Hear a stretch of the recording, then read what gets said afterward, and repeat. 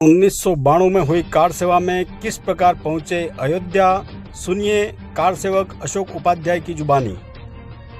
1992 में जब विश्व हिंदू परिषद ने अयोध्या में कार सेवा के लिए आह्वान किया, तब बागीदोरा तहसील के छींच कस्बे से अशोक उपाध्याय भी यहां से गई टीम के साथ कार सेवा में अयोध्या पहुंचे थे। आइए सुनते हैं किस प्रकार से कार सेवा के कार्यक्रम में उन्होंने भाग लिया और किस प्रकार की गतिविधियां वहां पर उन्हें नजर आई थी। सन 1992 में फिर से राम मंदिर निर्माण के लिए कार सेवा का आयोजन विश्व हिंदू परिषद द्वारा किया गया।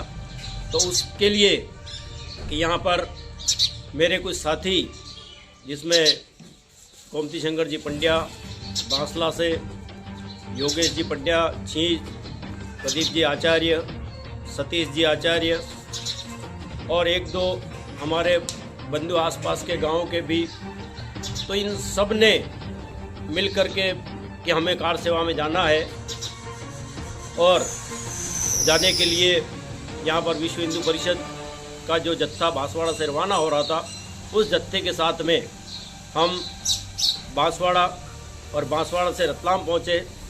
रतलाम से रेल सेवा के द्वारा हम मन में बड़ा उत्साह था, लेकिन फैज़ाबाद में जाकर के सभी कार सेवकों को उतर जाने के लिए कहा। तो हम विश्व हिंदू परिषद के नेतृत्व में जा रहे थे, तो मन में न उतरने की इच्छा होते हुए भी हम वहाँ पर उतरे और मन में आक्रोश था कि यदि हम अयोध्या नहीं जा पाएंगे तो कार सेवा में जाने का कोई औचित्य नहीं है। मन में इस बात का मलाल था। फैज़ाबाद से पैदल अयोध्या के लिए रवाना हुए। पूरा जत्था अयोध्या में चला गया। अयोध्या में जाकर के आसपास मंदिरों के दर्शन किए। लाखों की संख्या में कार सेवक वहां पर पहुंच गए थे और कार सेवकपुरम वहां पर बनाया गया था, जहां पर कभी कार सेवकों के ठहरने की व्यवस्था थी, भोजन की व्यवस्था थी।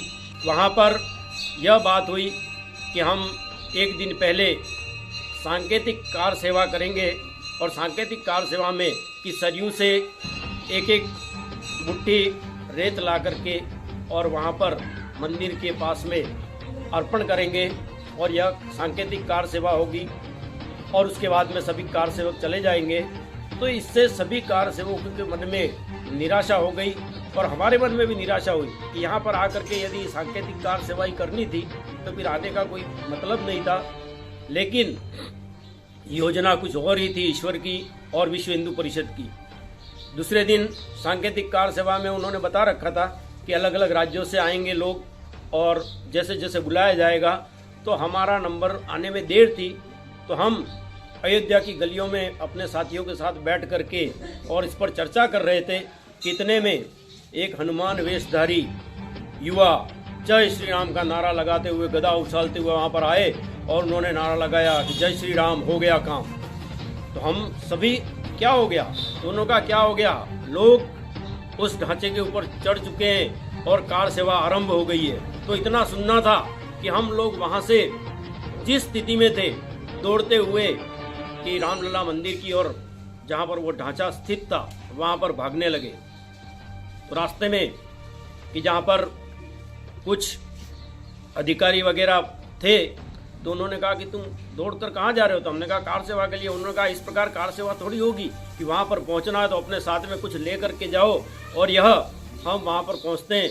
तो मैंने देखा था कि जहाँ पर इतने कटीले तारों की बाढ़ थी, जिसको देख करके मन में कभी सोचा भी नहीं था कि ये तार टूटेंगे और लोग पहुँचेंगे। हम जब तक पहुँचे तब तक तो पूरे तारों की बाढ़ धराशायी हो चुकी थी और उस पूरे गुंबद पर कार सेवकों का कब्जा हो चुका था। चारों तरफ कार सेवक और जय श्री राम के नारे लग रहे थे। लाखों की तादाद में कार सेवकों का हुजूम, गलियों गलियों में पांव रखने की जगह नहीं थी। और शाम होते होते उस ढांचे को ढहा दिया गया और जो पूरे देश और दुनिया की इच्छा थी कि वहां पर राम जी का मंदिर बने, तो उसके लिए भूमि तैयार हो चुकी थी। देश में कर्फ्यू लग चुका था। कल्याण सिंह जी ने अपना त्याग पत्र दे दिया। सरकार गिर चुकी थी। देश में दंगों की स्थिति पैदा हो गई थी और वहां पर भी सबसे आह्वान किया गया था कि शाम तक सभी लोग कि दूसरे दिन कि अयोध्या छोड़ दें और अपने अपने स्थानों के लिए रवाना हो जाएं।